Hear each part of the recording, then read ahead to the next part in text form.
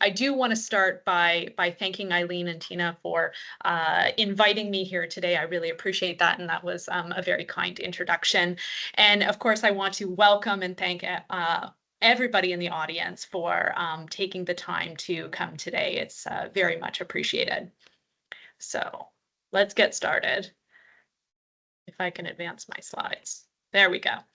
Okay, so I thought I would just show you a quick roadmap of what we're going to be doing today. And if you see me gesturing over here, that's where my screen is, the slides that you're seeing. So first, I'm just going to set the stage and talk a little bit about stroke care and stroke rehab care in Canada. We're going to explore the research, of course. We'll talk about real world challenges that you will know very well. And then really the focus is moving that research into action. We'll finish with some key takeaways before we move into really what we're focused on here today, which is the interactive reflection and our breakout questions. So we all know that stroke is a major health issue in Canada. If it weren't, we probably wouldn't have our jobs. There are 62,000 strokes that happen every year in Canada alone. And of course, it is the leading cause of disability and unfortunately still the fourth leading cause of death in Canada. My advancing is stalling. There we go. So I thought it'd be really helpful to talk about the history of stroke care in Canada, just briefly, to provide context on how we got to where we are today. And so if we sort of rewind back to the 80s and 90s, at that time, stroke really was a dire diagnosis because there were very few treatments and poor outcomes. And even in the field of neurology, many were skeptical that patients could recover to anything meaningfully. And Dr. Frank Silver was a pioneer in stroke care, and actually he was initially discouraged from entering the field because of this skepticism, but he's one of the few that believed change was possible. And so that change really began in 95 when we had clinical trials for thrombolysis. And, our thrombolytics were originally used for heart attacks, but when we started using them in neurology, there was something called the Lazarus effect, which, allowed patients to recover dramatically if they were treated quickly.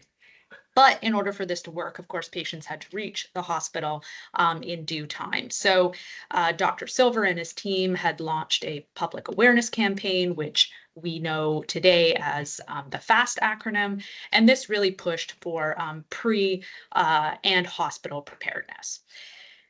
By the time we got to the 2000s, Ontario had begun piloting, or the early 2000s, piloting our dedicated stroke centers, first in Kingston, London, Hamilton, and Toronto. And that really started to set a new standard for care. This momentum grew, and we ended up Dr. Silva advocated for funding, which led to a $30 million provincial investment. So that provincial investment actually led to then a national initiative and a national strategy. So the Canadian Stroke Network was founded in 2000, and by 2006, we had established the Canadian Stroke Best Practice Guidelines, or recommendations. And a little while later, we were starting to explore telestroke, which allowed specialists to diagnose and guide treatment in our remote and rural locations. In 2015, we had the ESCAPE trial, which was a real game changer in endovascular thrombectomy, or EVTs. This showed that physically removing blood clots cut stroke mortality in half. And of course, it significantly reduced disability. It's one of the biggest breakthroughs in stroke treatment. And of course, today, fast forward 10 years from then, stroke care continues to evolve.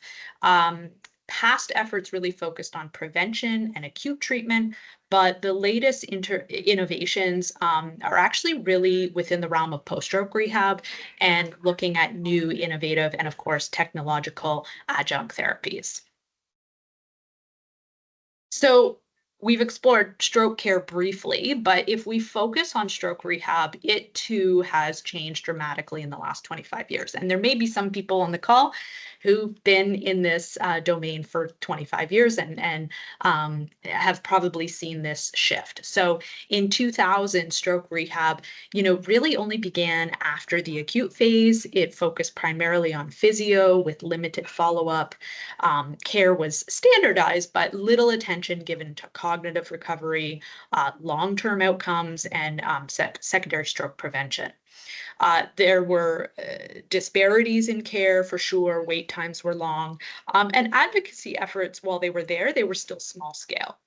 If you fast forward to 2025, where we are now, rehab starts within hours of stroke. It is interdisciplinary. We have community-based approaches. We have tele-rehab. We have advanced technologies. Treatments are personalized. We definitely have a focus on cognitive recovery, and we consider the care of individuals over the long term. We have large-scale advocacy, national funding, and public health education on prevention. So big changes in 25 years. So if we talk a little bit more about those best practice guidelines, I think probably most of us know that this is our comprehensive set of recommendations that are really designed to improve the quality of stroke care in Canada. They're updated regularly and they focus on critical areas, acute care, secondary prevention, rehab, and long-term care, and community reintegration. And of course, they emphasize early intervention, the multidisciplinary team approaches, and personalized care. I was fortunate enough to be involved in the fifth edition, which came out in 2016. We're now up to the seventh edition, published in 2022, and I'm actually part of the current writing group for the eighth edition, which will be released later this year, which is great. And there's been some pretty substantial changes actually that will come out in this recent iteration. So another thing to note, though, is the RNAO, or the Registered Nurses Association of Ontario, used to have stroke rehab guidelines specifically for nurses, but that was discontinued several years ago. So now the recommendation or the guideline is that nurses refer to the Canadian guidelines, which, while they're comprehensive, are not tailored to nursing practice, of course. So I have mentioned about how standardized care was a turning point in stroke rehab, and this was reinforced by those Canadian recommendations. With dedicated stroke rehab centers in place, this approach really has become the norm in our large regional stroke centers. And of course, standardized care ensures, or the aim is to ensure, that every patient after a stroke receives the best possible treatment no matter where they are. We want them recovering in specialized rehab units. Experts provide coordinated care. They get high intensity therapy. And the more patients engage, the better their outcome. Timing also matters, and I'm going to say this repeatedly throughout the presentation. Starting rehab early, we know, helps rewire the brain. It leads to faster and stronger recovery.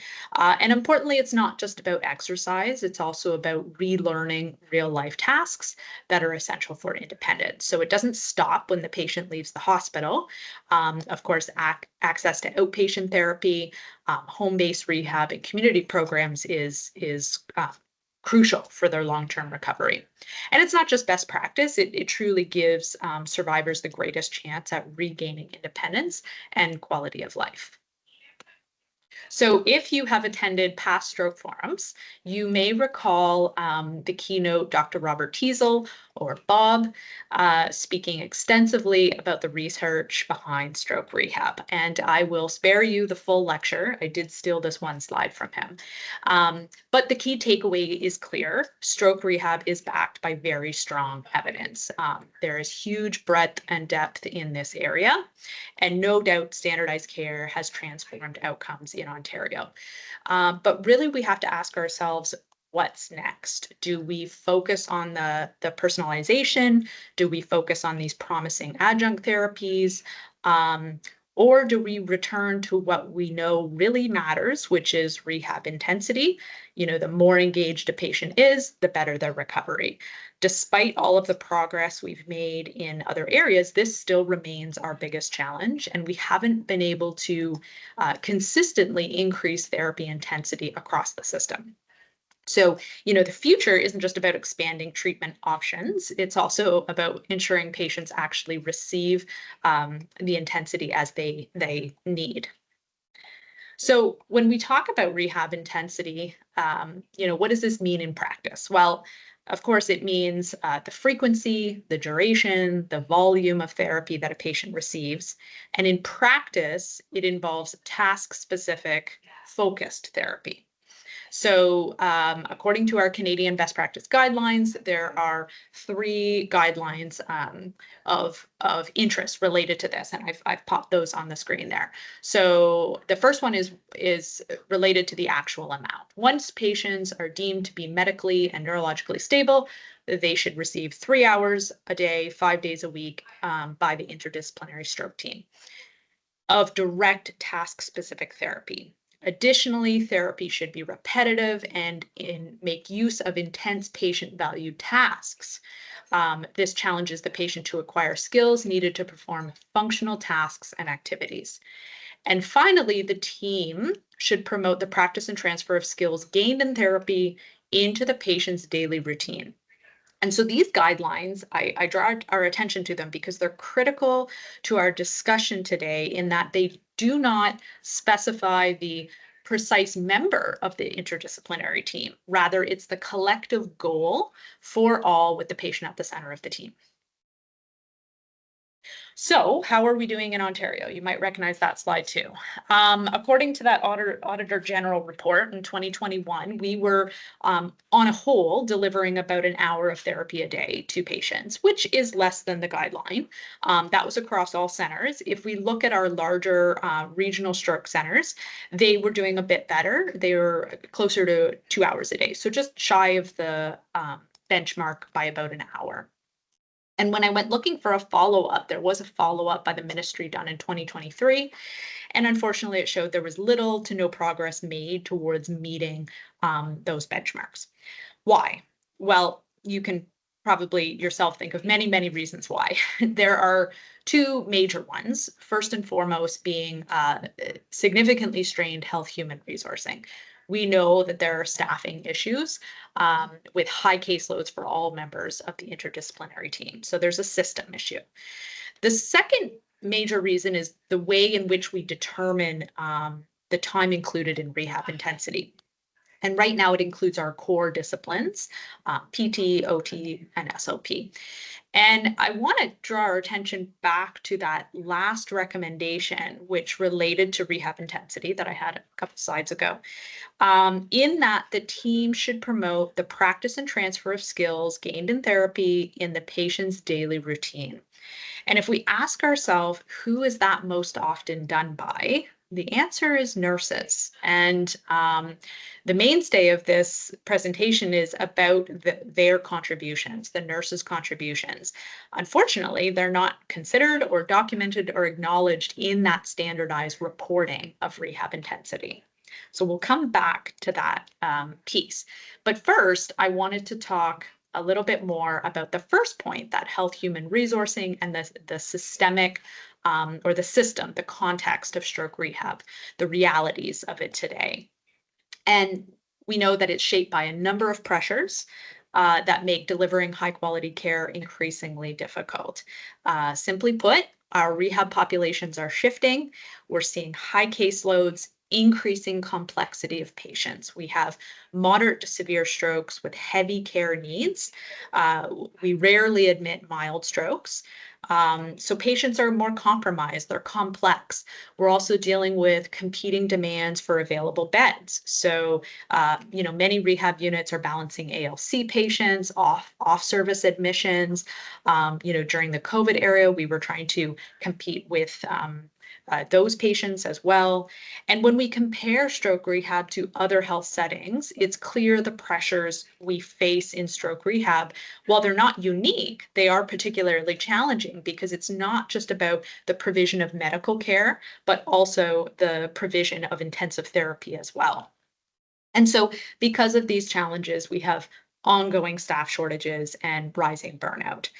Another key adaptation has been the change in staffing models, particularly in nursing. We've had a shift from RNs, registered nurses, to registered practical nurses, RPNs, and this is to mitigate shortages.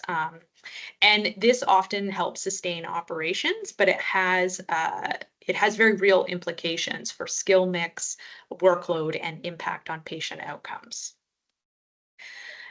And of course, at the heart of our stroke rehab is our interdisciplinary stroke team. And this includes our PT and OT and SOP and a number of other critical members, including nurses, physiatrists, spiritual care, dietitians, social work, et cetera. There's lots. And I put up this picture here. This is a few key members of our stroke rehab team at Parkwood Institute in London. But as Eileen said at the very beginning, the reality is that rehab happens 24/7, and it is the backbone of that. The backbone of that continuous care is nursing. We see our patients when they're most vulnerable, late at night, early in the morning. They go through the gamut of emotions, and nurses notice subtle changes in function or mood or medical stability that can impact their progress, their rehab progress. And so, despite this, nursing sometimes can be overlooked in the rehab process itself, and they can be seen as playing a secondary role to rehab rather than an equal partner. So it raises this important question. How do we ensure that nurses are fully integrated into the rehab model rather than being seen as an accessory to it? The reality is nursing is rehab.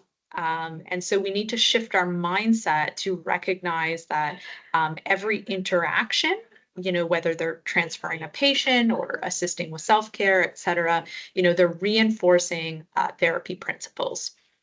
And so the challenge is how to integrate nursing intentionally in that rehab process, not as an afterthought, but intrinsic to the recovery journey. And so it means fostering a culture where nurses feel engaged and empowered to be rehab partners, working with other interdisciplinary team members. And so today, I want us to all be thinking about how we can bridge that gap. So to start, before we move forward with the rest of the presentation, I would like to pause for a minute for reflection. And I've talked about the realities of stroke rehab, and you all know this working in that environment.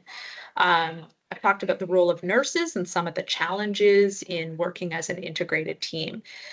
So I'd like to think critically about how we strengthen our collaboration.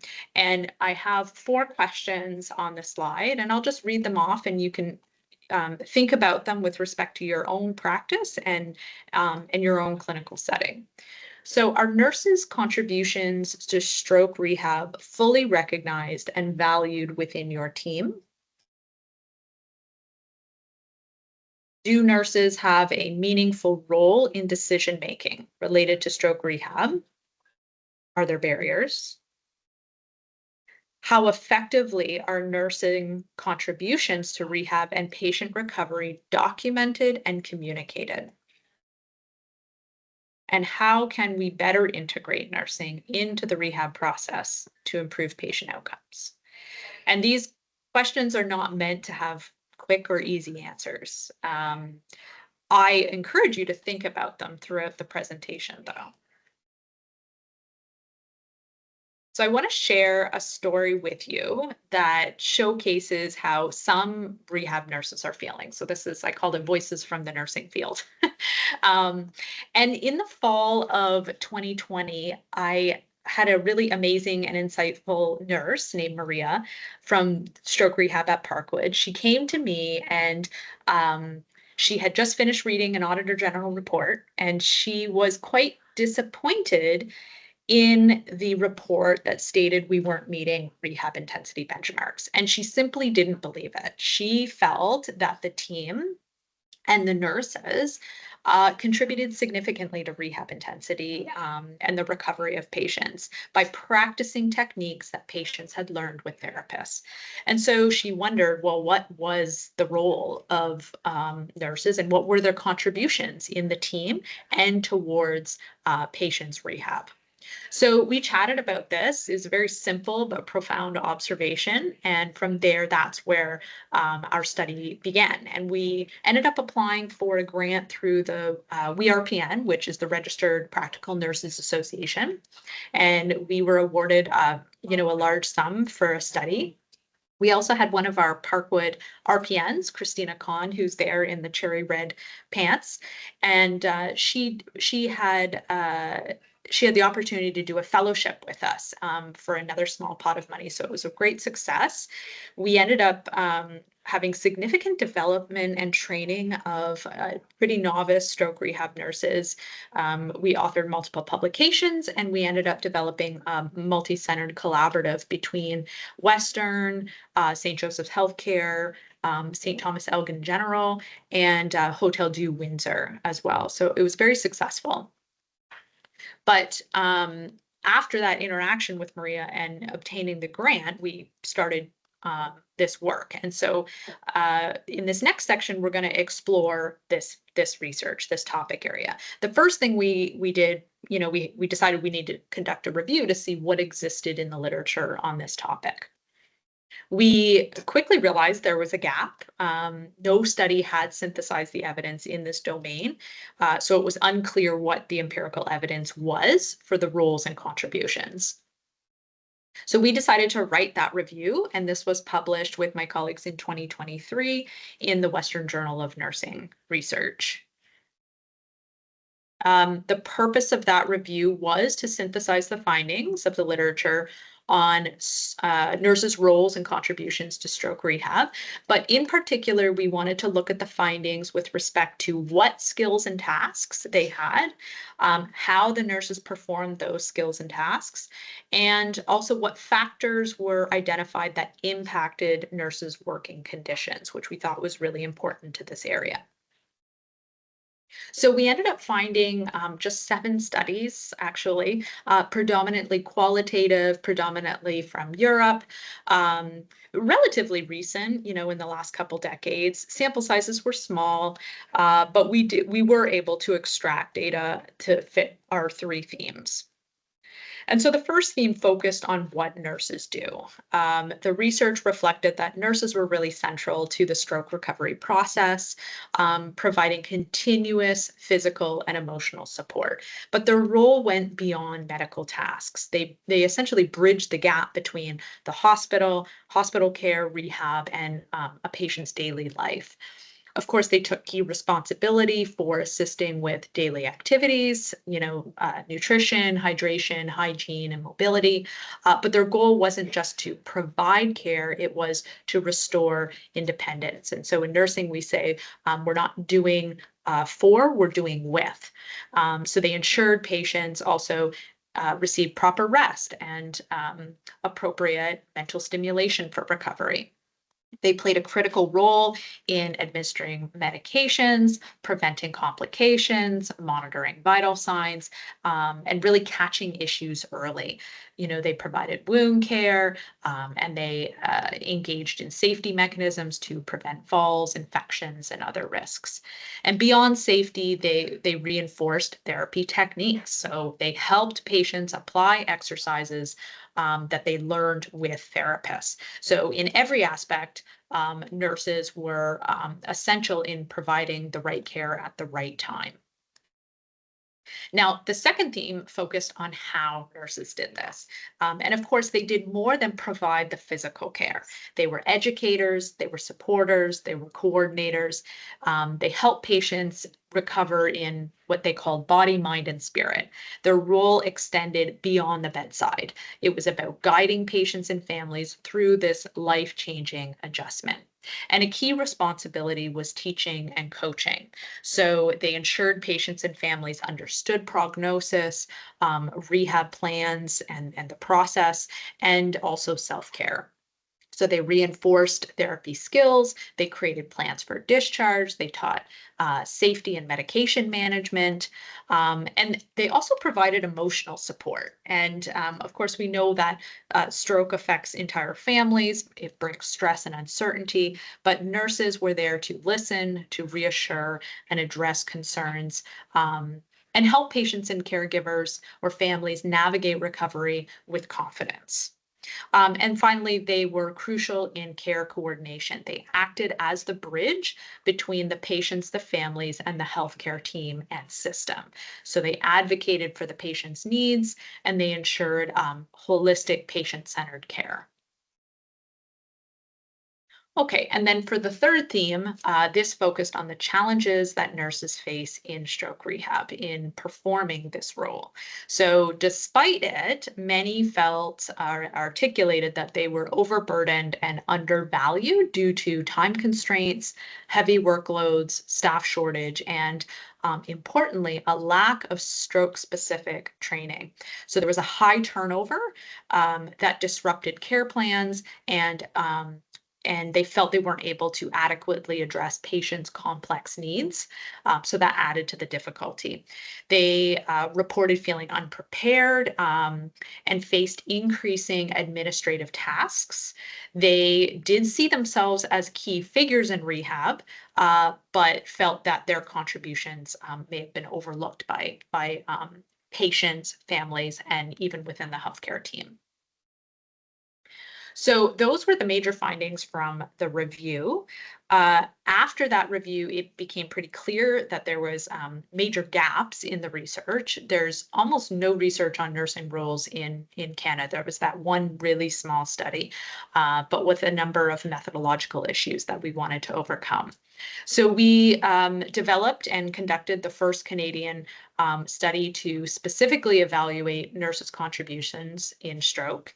And we carried out this ethnographic study at the 3 Ontario stroke rehab units that I mentioned earlier. We were able to actually observe in clinical practice the actions of 31 RPNs. And so we did those clinical observations with subsequent follow-up interviews with them. And we were able to show that a lot of our findings aligned with previous research. There was some new items, and that paper, which is currently being submitted right now and in the process of publication, it really highlighted the need to quantify, measure, and document nurses' contributions, and it emphasized the role of standardizing the roles and responsibilities of a stroke rehab nurse.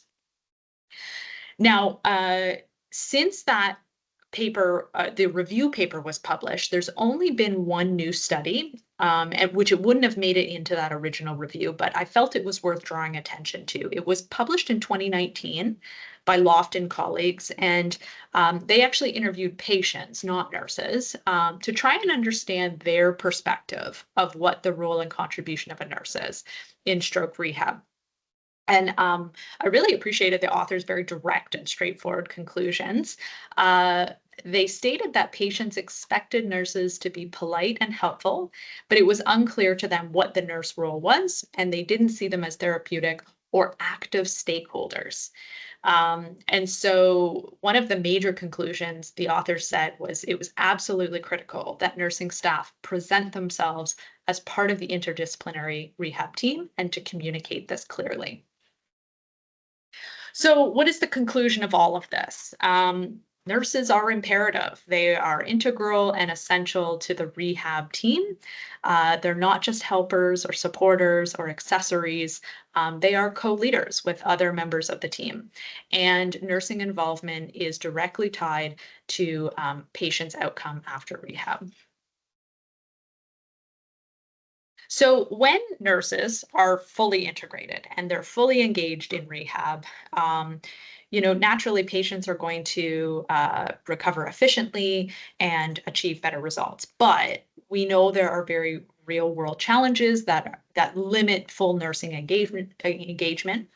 And I'll just spend a couple slides going through those. And some of them we've talked about. So one of the biggest challenges, of course, is balancing that intensive therapy with the essential medical and personal care.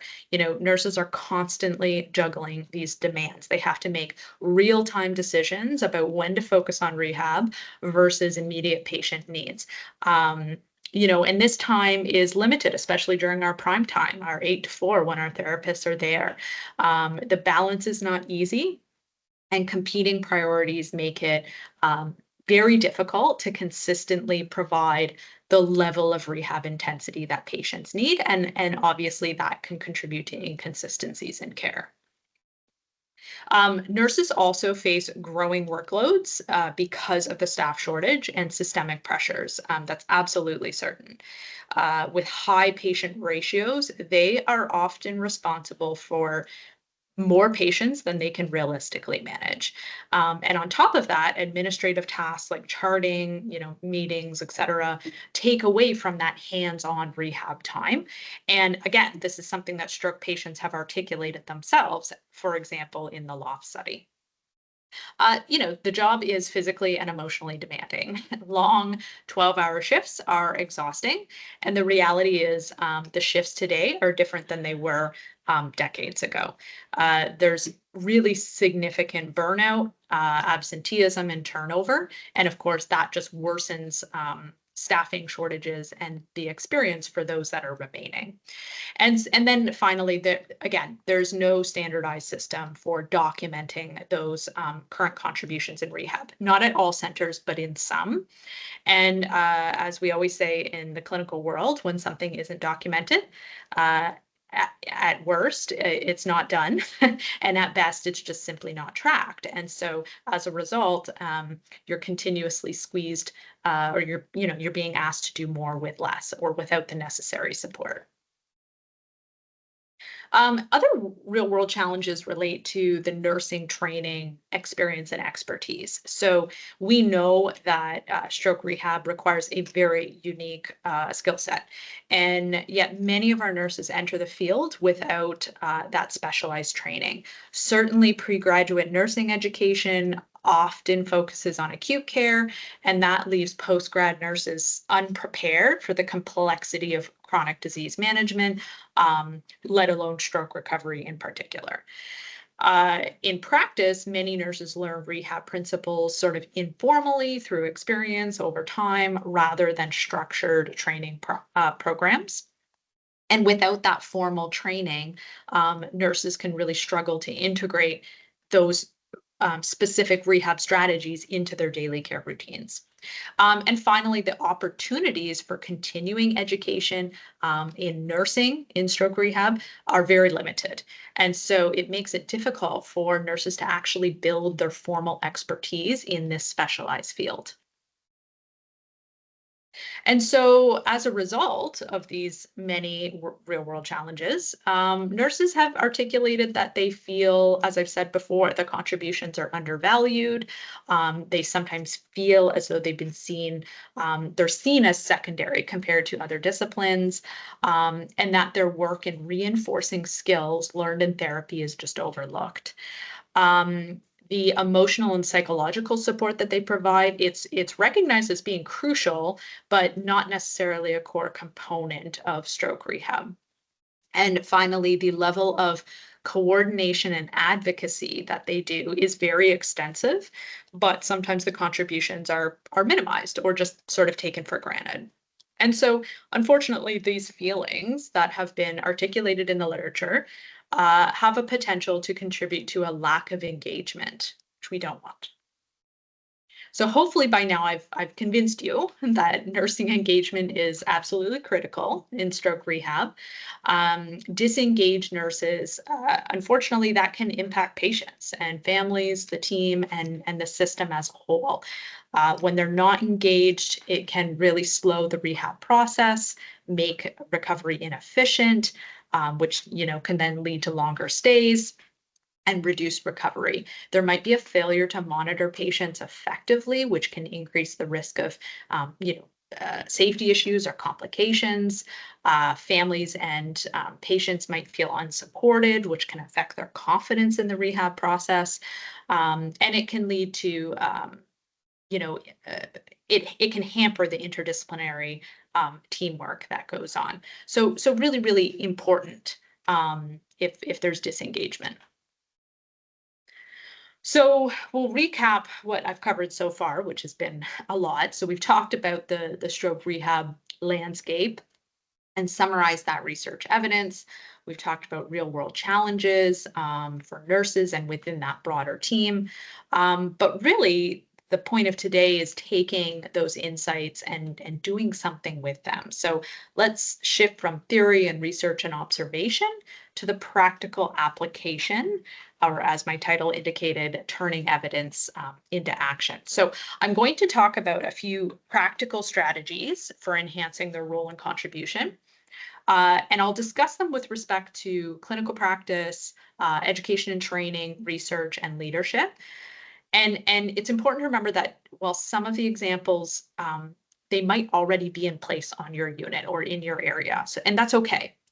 For some, they might offer fresh ideas, but they might also just provide an opportunity to refine and enhance your existing practices. So just keep an open mind.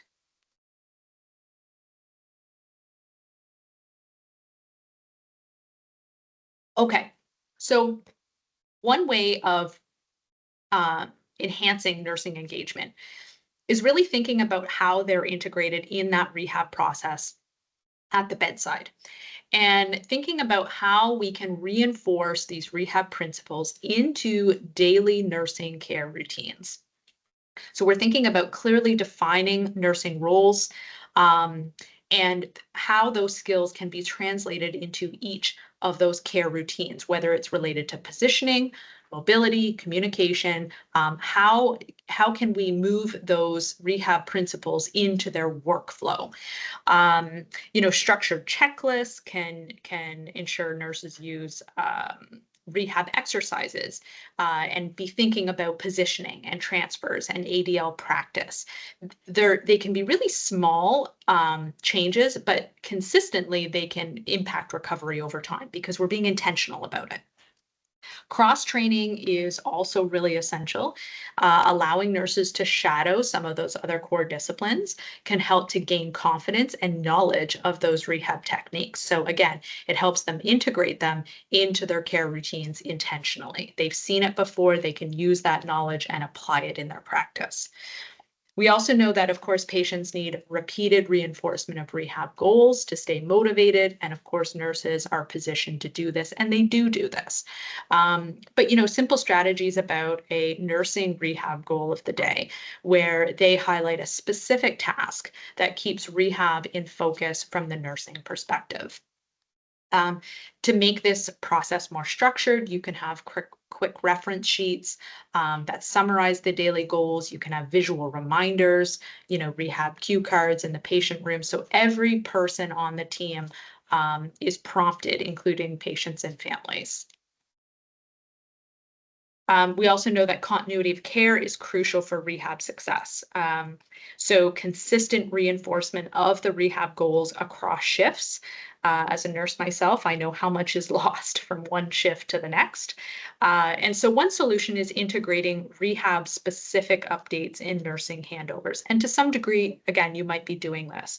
Each shift should be reporting on the functional progress, for example, mobility challenges, what rehab goals have been achieved, which ones we're working on. And it's not just the typical nursing medical handover. So formalizing this process can ensure rehab is a shared responsibility across the team. And when we're talking about that communication, it's not just nurse to nurse, it's also nurse to the broader team.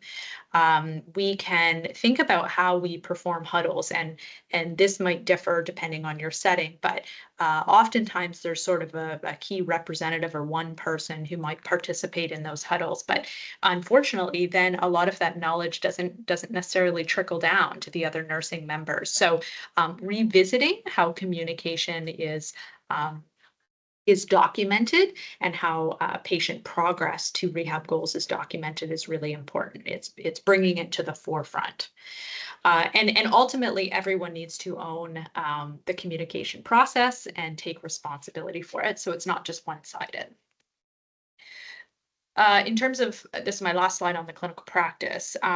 We really need nurses to be clear about their contribution to the team, and that came out of that Loft article. What patients and families can expect from them.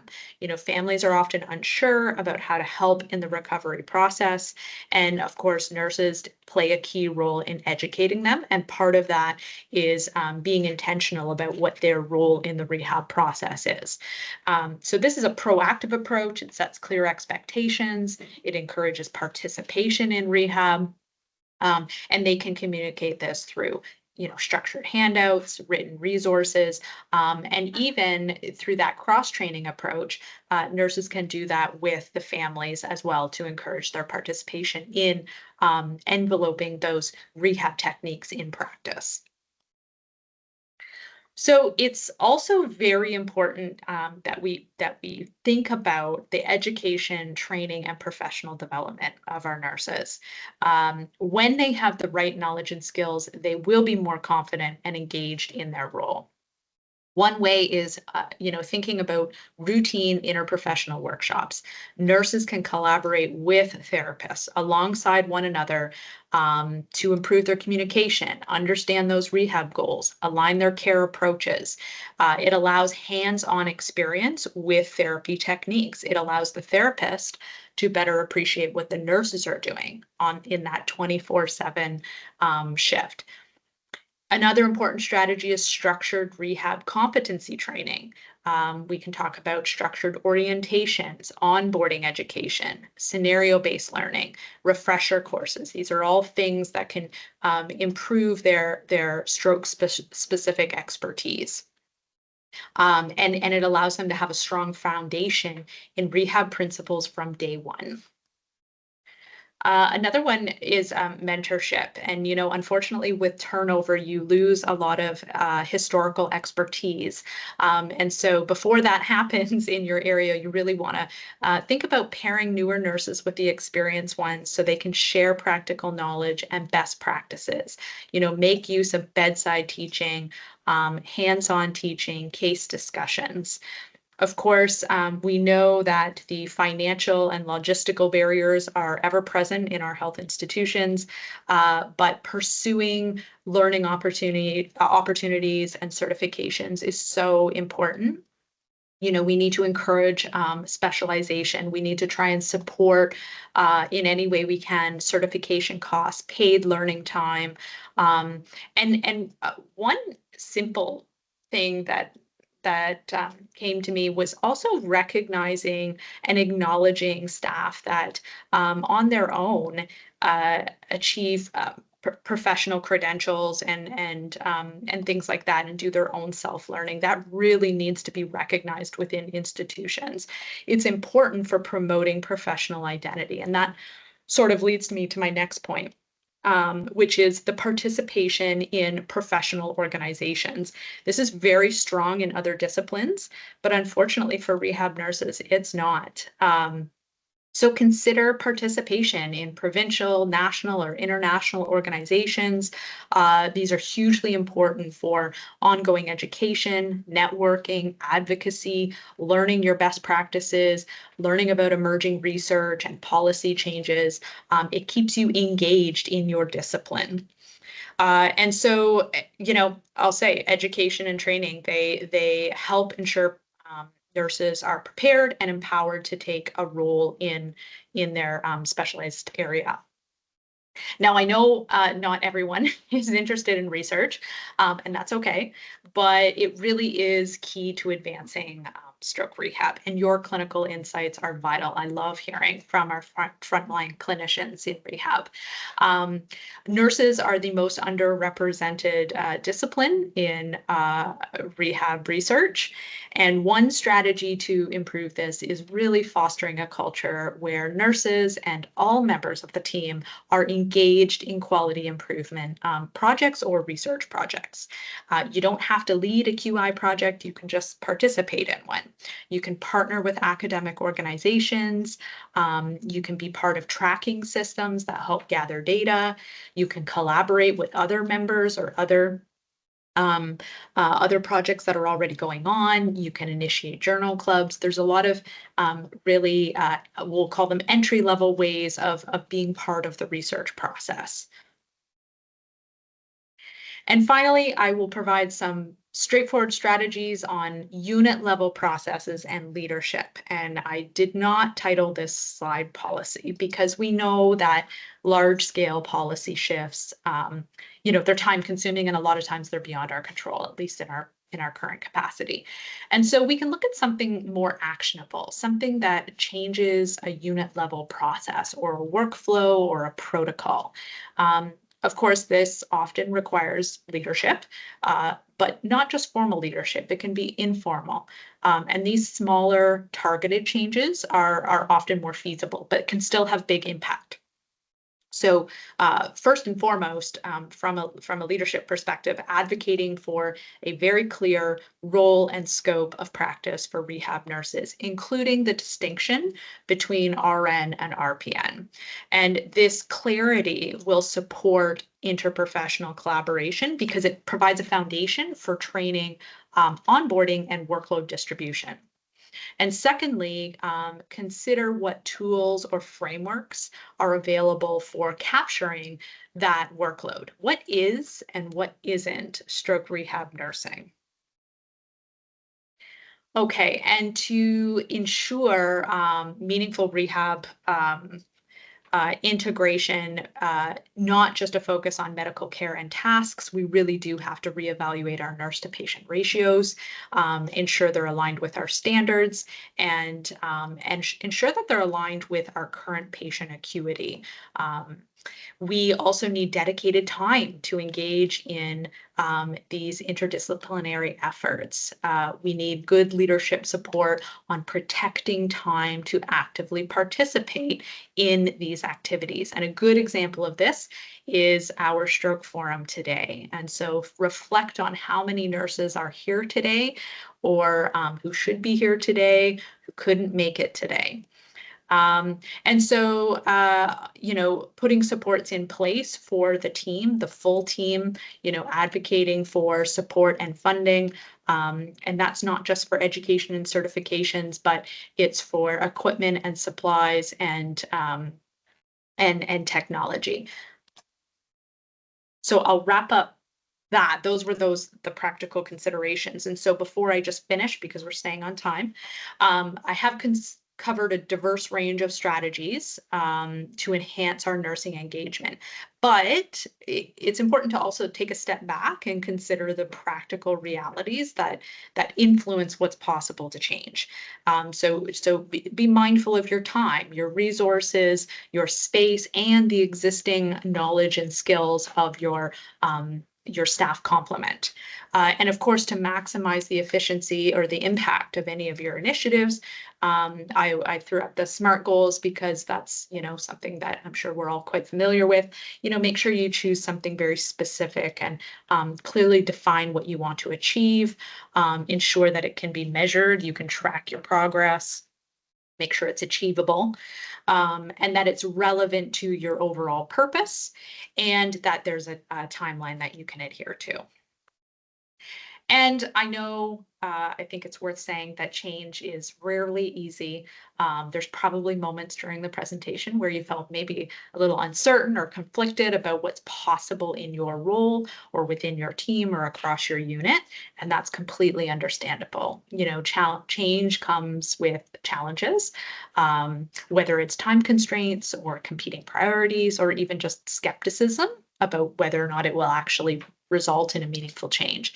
But it doesn't have to Change doesn't have to happen in isolation. You can use two key strategies, which I just said, um, which is really the active engagement of staff. Engaging every single member and getting their perspective is so important. And leveraging champions to drive and sustain momentum. And these champions don't have to be formal leaders. It can be individuals in informal capacities as well. So before we move into our breakout discussion, I'm just going to quickly summarize the key takeaways from the presentation. So if there's one thing that you take away from today, it's that the stroke rehab team is a team effort, and nurses are a part of that team. Rehab isn't just something that happens in therapy. It happens all day, every day in the care that nurses provide. And to strengthen that role, I've provided lots of practical strategies in the clinical, research, education, and leadership domain. And then important not to forget about all of the time constraints, resources, etc. Acknowledging that change is hard, but the engagement of the entire team is what's going to help you get through some of those challenges. And even small shifts can create a ripple effect.